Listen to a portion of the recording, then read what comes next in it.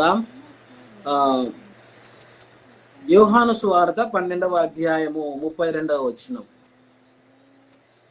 अभी हम लोग थोड़ी अच्छे समय के अंदर आ चुके हैं। अभी हम लोग परमेश्वर के वचन ध्यान करेंगे जो परमेश्वर हमसे बात करना चाहता है। यूहन्ना पुस्तक 12 अध्याय 31 वचन के अंदर हम लोग ये बात पढ़ेंगे। యోహాను సువార్త 12వ అధ్యాయము 32వ వచనము, అదే విధంగా సంఖ్యాకాండము 21వ అధ్యాయము 5 నుండి 9 వరకు కూడా మనం చదువుకుందాం. ఇవి టెక్స్ట్ రెఫరెన్సెస్. సో ఈరోజు నేను దేవుని యొక్క సందేశాన్ని మీకు అందించడంలోని ముఖ్యమైనటువంటి రెఫరెన్సెస్. ఓకే, యోహాను సువార్త 12వ అధ్యాయము 32వ వచనము, నేను భూమి మీద నుండి పైకెత్తబడిన ఎడల అందరినీ నా యొద్దకు ఆకర్షించుకొందునని చెప్పెను. यूहन्ना पुस्तक 12 अध्याय 32 वचन के अंदर वहां लिखा हुआ है, और मैं यदि पृथ्वी पर से ऊंचे पर चढ़ाया जाऊंगा तो सबको अपने पास खींचूंगा। ఈ రోజు ప్రసంగం చాలా అద్భుతంగా ఉంటుందండి. దేవుడు మనకి ఇస్తున్నటువంటి నూతన సంవత్సరంలో సంఖ్యాకాండము 21వ అధ్యాయము. अभी आज हमसे परमेश्वर बहुत अच्छे से रीति से बात करना चाहता है। अभी हम लोग गिनती 21 अध्याय एक बार हम लोग खोलेंगे। సో సంఖ్యాకాండము 21వ అధ్యాయము 5 నుండి 9 వరకు మనము చూద్దాం. వచనాలను తీసుకొని అందులో ఉన్నటువంటి వాక్యాన్ని, దేవుని చిత్తాన్ని అర్థం చేసుకుందాం. गिनतियों 21 अध्याय 5 से 9 वचन हम लोग एक बार पढ़ेंगे। सब लोग अपना आप पढ़िएगा। సో హిందీలో ఉన్నటువంటి వారు హిందీలో చదువుకోండి, మనకి ఎక్కువ టైం లేదు, నేను చదివేస్తాను స్పీడ్గా. ఓకే,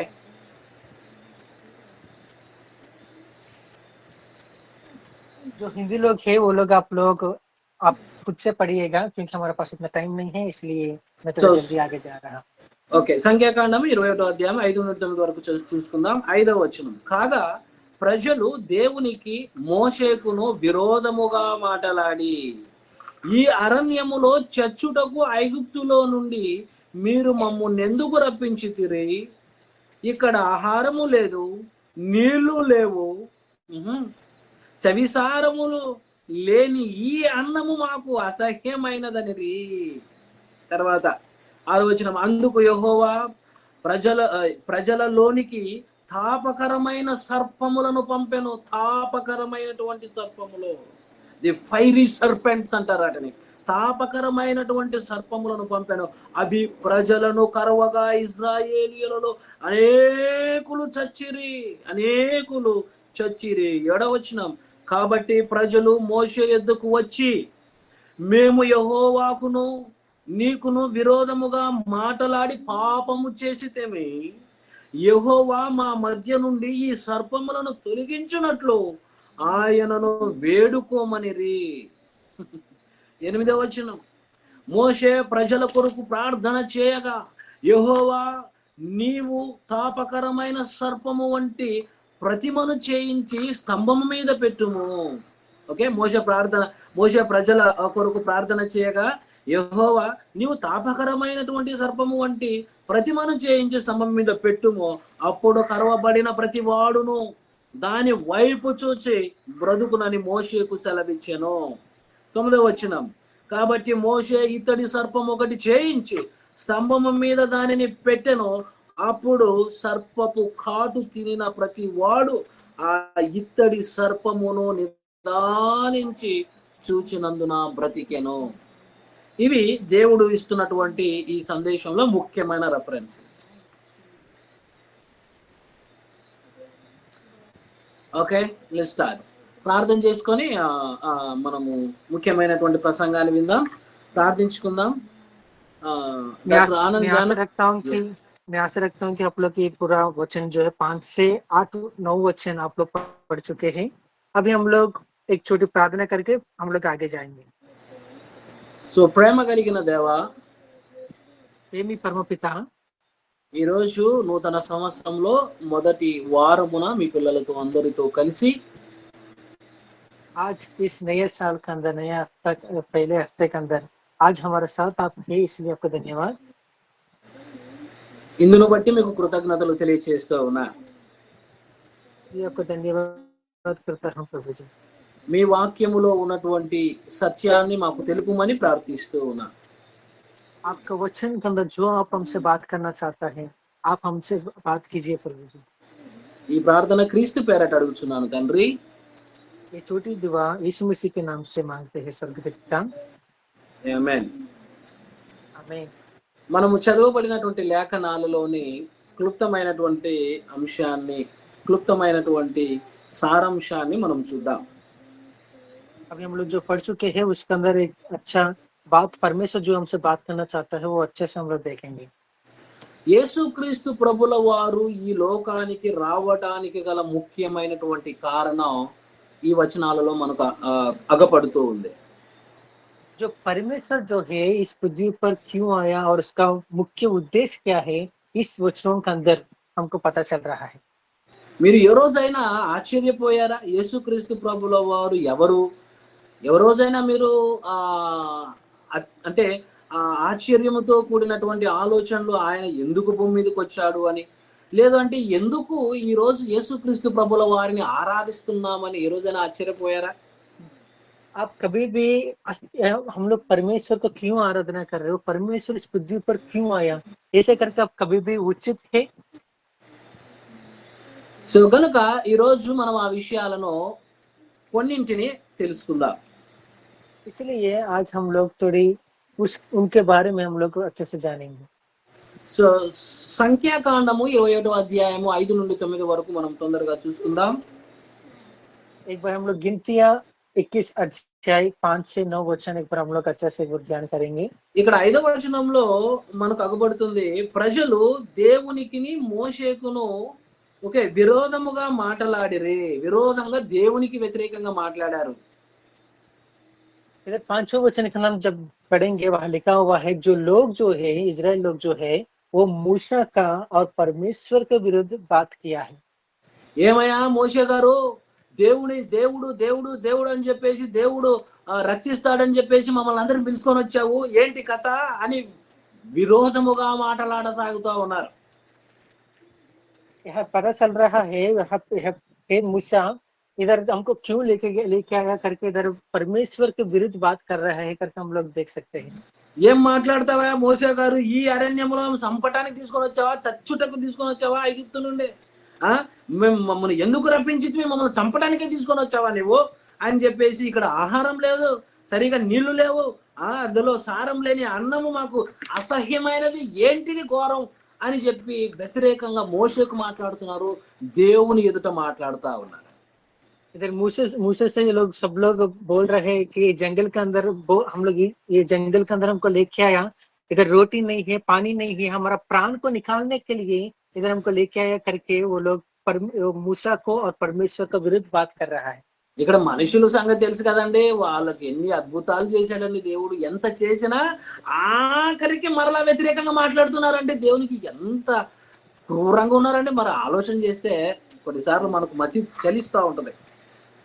इसे देखेंगे तो अभी हमारे जीवन के अंदर ये पवित्र वचन के अंदर हम लोग जो देख रहे हैं वो लोग को छोड़ो, अभी मनुष्य लोग क्या है कि परमेश्वर ने बहुत सारे चमत्कार किया, करने के बाद भी वो लोग परमेश्वर को और मूसा का विरुद्ध बोल रहा है।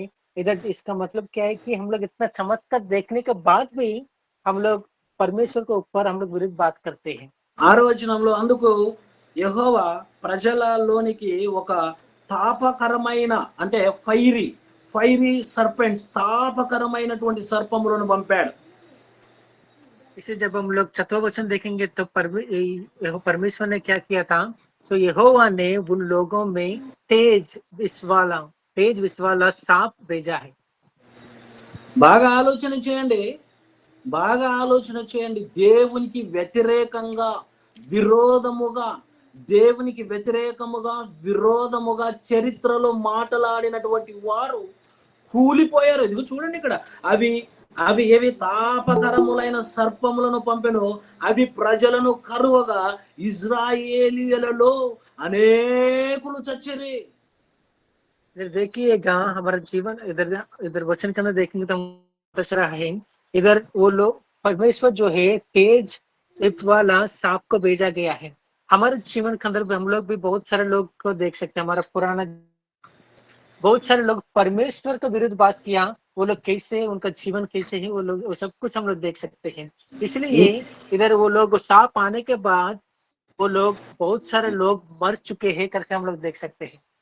ఇంకొకటి కూడా చూడండి, నిజమైనటువంటి దైవ సేవకుడుగా దేవుడు చెబుతున్న మాట, చెబుతున్నట్టుగా చేస్తున్నటువంటి మోషే గారు దేవుని మాటలు వింటూ ఉన్నాడు, చేస్తూ ఉన్నాడు. మనిషి కదా, మరి ఆయన ఎదురుగా ఉన్నాడు కదా, నాయకుడిగా ఉన్నాడు కదా, ఆయనకు కూడా వ్యతిరేకం అంటే ఆయనకి వ్యతిరేకంగా మాట్లాడుతూ దేవునికి వ్యతిరేకంగా మాట్లాడారు.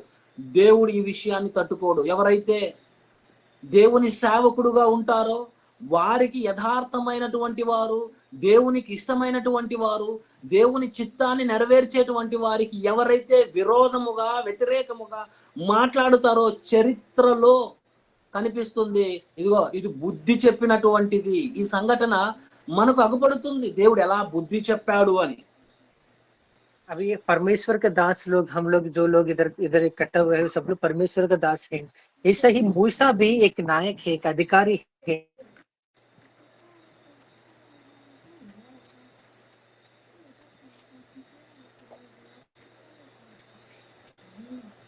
वो लोग मेरे को ये चाहिए करके कभी पूछा नहीं। वो मूसा परमेश्वर के बारे में बात कर रहे हैं। आज भी आपके लिए कोई भी विरुद्ध बात कर रहा है तो परमेश्वर 7వ వచనంలో ఇక్కడ సర్పములు వచ్చాయి, చాలా మంది చనిపోయారు. ఇక దేవునికి వ్యతిరేకత, क्या करने దేవుని वाला है సేవకుడికి आज हमको వ్యతిరేకత पता चल ఉండడం रहा है వల్ల इस वचन के माध्यम से। ఎస్ 7వ వచనంలో మనం చూడగలిగితే, కాబట్టి बहुत सारे ప్రజలు మోషే యుద్ధకు వచ్చి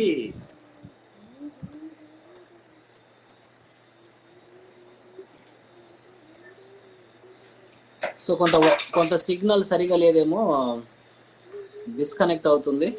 बहुत बहुत सारे लोग इस जीवन, इस अभी हमारे जीवन के अंदर हम देखेंगे तो हमारा बहुत सारे बातें बोलते रहते हैं, बट इधर परमेश्वर जो है, इधर इधर हमको बहुत सारे लोग मर चुके हैं करके हमको पता चल रहा है। ऐसा ही हमारे जीवन के अंदर हम लोग परमेश्वर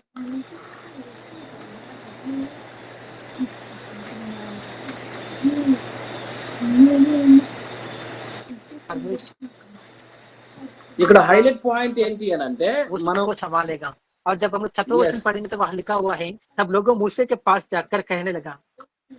इधर हाईलाइट So, पॉइंट क्या है कि ఇక కాబట్టి ప్రజలు మోషే యుద్ధకు వచ్చి అప్పుడేమో తిట్టిపోయారు బాగా. ఏంటయా నీవేమే నీ దేవుడేమే, ఏం మాటలు మాట్లాడుతావు నువ్వు, ఎలాంటి మాటలు, మమ్మల్ని చంపడానికి తీసుకొని వచ్చావా నువ్వు, ఏం మనిషివయ్యా నీవు అంటే. అంతే కదండి, తిట్టేటప్పుడు ఎట్లుంటది భాష, మరీ విచిత్రంగా ఉంటది.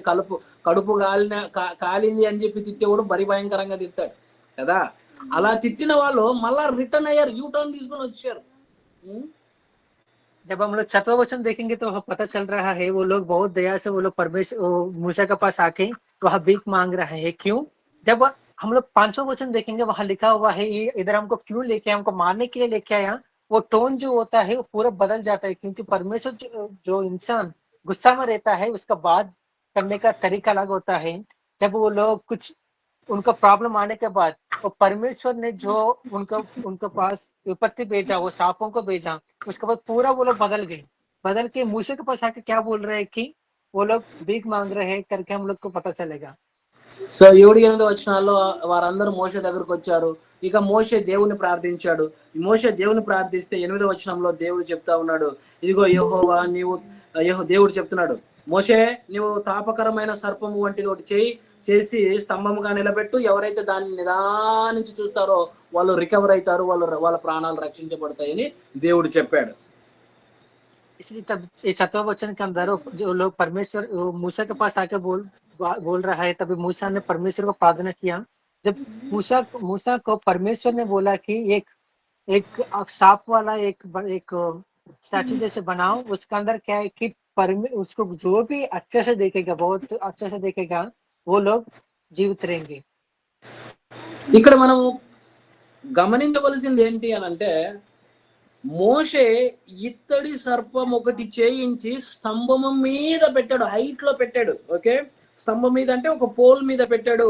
అప్పుడు సర్పపు కాటు తినిన వాళ్ళందరూ తినిన ప్రతివాడు ఆ ఇత్తడి సర్పముని నిదానించి చూచిన వాడు మాత్రమే బ్రతుకుతాడనమాట. అంటే హైట్ లో ఒక స్తంభము మీద ఇత్తడి సర్పమును పెట్టడానికి గల కారణము మనము చూస్తాం ఇప్పుడు. जब हम लोग 8वां वचन पढ़ेंगे वहां लिखा हुआ है, मूसा ने क्या किया था, एक तेज विष वाला सांप की प्रतिमा बनाया। वो प्रतिमा जो है एक बड़ा लकड़ी, एक लटका, बड़ा लकड़ी के ऊपर एक लटकाया। लटकाने के बाद वो मूसा ने बोला कि इसको जो भी बहुत अच्छा से देखोगे वो लोग जीवित रहेंगे। ఇక్కడ ఎవరైతే చూస్తారో, ఎవరైతే నిదానించి ఆ స్తంభం వైపు చూస్తారో వారు మాత్రమే రక్షింపబడతారు. वो जो लोग बहुत अच्छे से वो प्रतिमा को देखेंगे वो लोग ही बच जाएंगे और दूसरे जीवित रहेंगे। అందుకనే ఇప్పుడు మనం చూద్దాం. ఇక్కడ మనకి సంఖ్యాకాండం 21వ అధ్యాయం నుండి 21వ అధ్యాయం 5-9 వచనం వరకు ఏమి అని అంటే, దేవునికి వ్యతిరేకంగా మాట్లాడారు. తాప సర్పములు వచ్చాయి, ఆ ఫైరీ సర్పెంట్స్ వచ్చాయి, వారిని కాటేశాయి. స్తంభం మీద ఆ యొక్క ఫైరీ సర్పెంట్, ఆ తాప సర్పమును ఆ స్తంభమును పెడితే వారు నిదానించి దాని వైపు చూస్తేనే వారు బ్రతికినట్టు ఇక్కడ మనకు అగపడుతుంది. इसलिए यहाँ 8वां वचन और 9वां वचन जब हम देखेंगे तो वहाँ लिखा हुआ है, जो भी लोग, बहुत सारे लोग मर चुके हैं, जो लोग वो प्रतिमा को देखेंगे, वो लकड़ी के ऊपर जो लटक रहा है, जो प्रतिमा को देखेंगे वो लोग, वो भी बहुत ज्ञान से देखेंगे, वो लोग जीवित रहेंगे, वो लोग बचाएंगे करके हमको ये वचन का नाम देख सकते हैं। యోహాను సువార్త 2వ అధ్యాయం, యూహన్నా पुस्तक 2रा अध्याय 12వ అధ్యాయం, యోహాను సువార్త 12వ అధ్యాయం మనం ఇంతకుముందు చూసుకున్నటువంటి రెఫరెన్స్. यूहन्ना सुसमाचार 12 अध्याय जो पहले हम लोग पढ़ चुके हैं वो 32వ వచనం. 32 वचन ఇక్కడ యేసుక్రీస్తు ప్రభుల వారు సెలవిస్తూ ఉన్నారు, నేను భూమి మీద నుండి పైకెత్తబడిన ఎడలా. इधर परमेश्वर बोल रहा है, और मैं यदि पृथ्वी पर से ऊंचे पर चढ़ाया जाऊंगा, పైకెత్తబడిన ఎడల అందరినీ నా యొద్దకు ఆకర్షించుకొందునని చెప్పాను. यहाँ लिखा हुआ है बहुत ऊपर ऊंचा चढ़ाने के बाद चढ़ जाऊंगा, तभी तो सबको अपने पास खींचूंगा। ఇది దేనిని మనకు జ్ఞాపకం చేస్తుంది అని అంటే, యేసుక్రీస్తు ప్రభుల వారు ఈ భూలోకములో పాపముల చేత, అంటే పాపము అనేటువంటి ఒక ఫైరీ సర్పెంట్ కాటుకు గురైనటువంటి ప్రతి ఒక్కరు, ఈ ఫైరీ సర్పెంట్ పాపం అనేటువంటి ఊబిలో చస్తున్నటువంటి ప్రతి ఒక్కడు కూడా యేసుక్రీస్తు ప్రభుల వారి వైపు నిదానించి చూసి యేసుక్రీస్తు ప్రభుల వారి వైపు కనిపెడితే వాడు రక్షణ పొందుతాడు అన్న సంగతి మనం గ్రహించాలి. इसलिए यहाँ पता चल रहा है, जो एक बार हम लोग ये जो परमेश्वर को हम लोग देखे, ये जो ऊपर चढ़ाया गया है, चढ़ाने के बाद परमेश्वर जो है ये लोग मैं उनके पास तब मेरे पास खींचूंगा करके पता चल रहा है। ऐसे एक बार हम लोग याद करेंगे तो परमेश्वर इस पृथ्वी पर आने के बाद वो परमेश्वर भी हमारे लिए जो पाप भरा हुआ है वो पाप को लेकर उस सूली पर चढ़ा हुआ करके हम लोग देख सकते हैं। యోహాను సువార్త 3వ అధ్యాయం 14వ వచనంలో దేవుడు ఇలా మాట్లాడుతున్నాడు దీని విషయంలోనే. यूहन्ना पुस्तक 3रा अध्याय 12 वचन जब हम लोग पढ़ेंगे, 14వ వచనం, 14 वचन जब हम लोग पढ़ेंगे वहां लिखा हुआ है, ఇక్కడ చూడండి చాలా క్లియర్ కట్ గా ఉంది. అరణ్యములో మోషే సర్పమును ఫైరీ సర్పెంట్ కాటేసింది కదా, చంపేసింది కదా, ఆ సర్పమును ఎలాగూ ఎత్తెనో అలాగే విశ్వసించువాడు నశింపక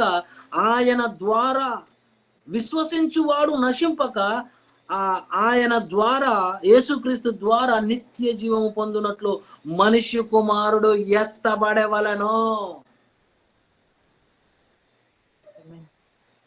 और जिस रीति से मूसा ने जंगल में सांप को ऊंचे पर चढ़ाया, उसी रीति से अवश्य है कि मनुष्य का पुत्र भी ऊंचे पर चढ़ाया जाए, ताकि जो कोई विश्वास करे उसमें अनंत जीवन पाए। గనుక ఇక ఇందులో చెప్పటానికి చాలా విషయాలు ఉన్నాయి, దేవుని మాటలు. సో గనక ఇప్పుడు మన టైం అప్ అయింది గనుక కొన్ని నిమిషాలు నేను ముగిస్తా.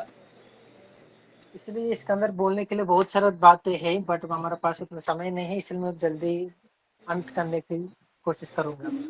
కన్క్లూజన్ లో మనం చూడగలిగితే, ఇదిగో ఎవరైతే యేసు క్రీస్తు వైపు చూస్తారో ఈ నూతన సంవత్సరంలో నూతన దిశగా, ఇన్ని రోజులు యేసు క్రీస్తు వైపు చూడక లోకములో ఉన్నటువంటి వారు చాలా మంది ఉంటారు కదండి.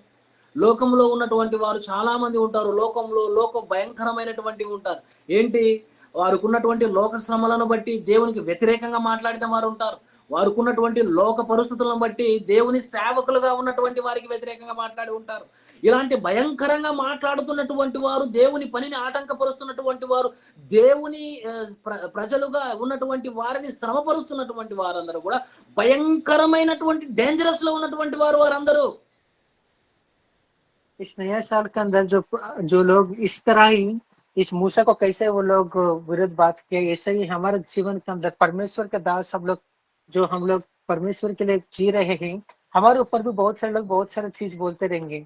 इस संसार के अंदर जो भी हम लोग जब ये मूसा ने जो वो प्रतिमा को रखा है, जब ये लोग कैसे ध्यान से देखा, वैसे हमारा अंदर भी कितना भी तकलीफ आई, हमको परमेश्वर को बहुत ध्यान से देखना है, तभी हमारे जीवन के अंदर हमारा कुछ भी प्रॉब्लम्स नहीं आएगा, और प्रॉब्लम्स आएगा तो भी परमेश्वर वो सब कुछ निकालेगा और आशीष देगा। గనుక మనము కూడా చాలా మందిని యేసు క్రీస్తు వైపు, మనము ఆయన వైపు చూస్తూ ఆయనతో ఆకర్షించబడిన వారము గనక ఆయన వైపు చూస్తూ ఆయన సన్నిధిలో నడుస్తూ ఎంతో మందిని ఈ రక్షణ ప్రణాళికలోనికి ఆయన వైపు చూసేటువంటి ఒక గొప్ప కార్యక్రమాన్ని మనం ఈ నూతన సంవత్సరంలో చేయాలి అని ఆశిస్తూ ఉన్నాను. इसलिए हम लोग भी उस परमेश्वर को देखना चाहिए, हर चीज के अंदर, हर तरफ से, हमारे मुश्किलों के अंदर, सब तरीके के अंदर हम लोग परमेश्वर को बहुत ध्यान से देखना चाहिए और उनको प्रार्थना करना चाहिए। ఎందుకంటే చేయకపోతే అంటే మనము చేయకపోతే, దేవుని పని చేయకపోతే, అక్కడ మోసే గారు కూడా ప్రార్థన చేయకపోతే ఏమైపోయేది? పరిస్థితి వేరేగా ఉండేది. కనుక సేవకులుగా మనము వారి గురించి ప్రార్థన చేసి రక్షణ ప్రణాళికను తెలియచేయాలి. రక్షణ ప్రణాళికను తెలియచేసి దేవుని సన్నిధిలోనికి తీసుకొని రావాలి. हम भी परमेश्वर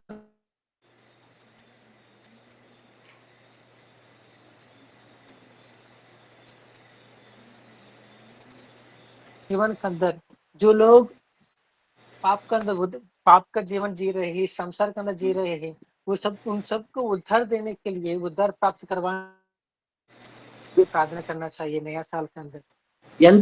ఎంతమంది రక్షణ ప్రణాళికను డైలీ ప్రాక్టీస్ చేస్తున్నారో తెలియజేసుకోండి. అనగా మిమ్మల్ని మీరు పరీక్ష చేసుకోండి.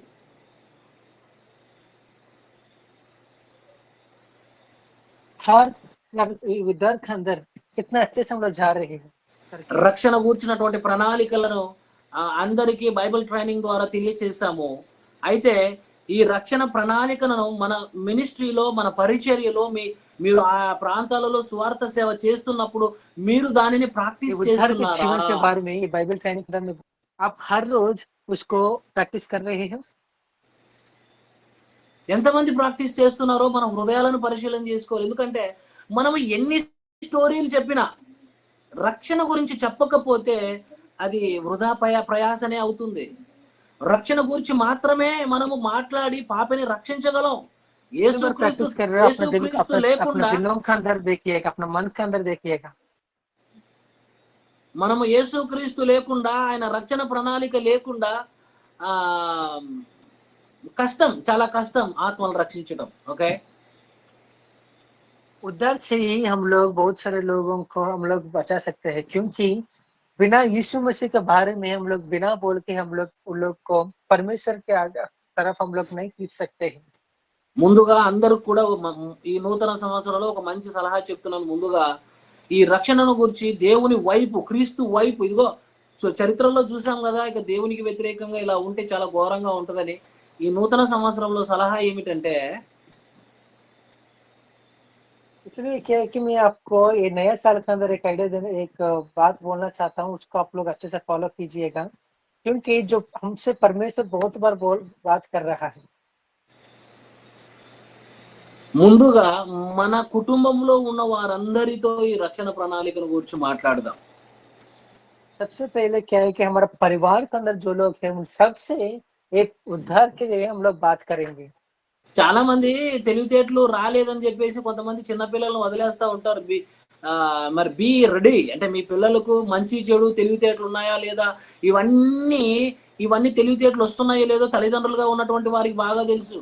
ఆ టైంలో నుండే వారిని దేవుని వైపుకు మళ్లించడానికి ప్రయత్నం చేయండి. మొదటి అడ్వైస్. बहुत सारे लोग अपने बच्चों को छोड़ देते हैं कि वो लोग उतना ध्यान नहीं है, वो लोग उतना अभी तक उतना बड़ा नहीं हुआ करके।